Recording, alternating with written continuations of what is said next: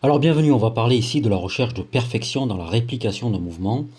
C'est une petite séance qui m'a été inspirée par Dr CC Fit et en quoi cette réplication va jouer un rôle profond dans la mémorisation à long terme. La recherche de perfection, le perfectionnisme.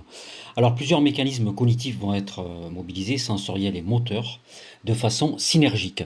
La répétition active, c'est une consolidation de la mémoire, bon ça on le savait déjà, le focus attentionnel accru, un engagement multisensoriel avec la proprioception, la vision, l'ouïe et même le toucher, et donc une redondance sensorielle.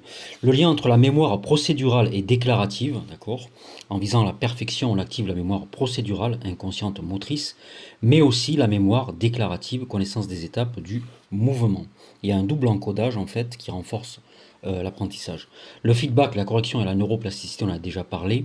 En corrigeant les erreurs, on va activer, c'est ce que je vais faire, hein, je vais corriger les erreurs après, tu vas voir. Le feedback loop cerveau-corps, donc pour stimuler la neuroplasticité. Des connexions qui s'ajustent et se renforcent et deviennent plus robustes.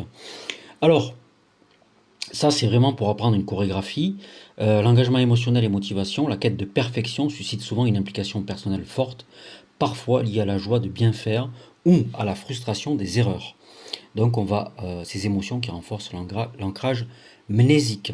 Donc on reviendra là-dessus, le fait de corriger ces erreurs à chaque essai et de consolider le processus.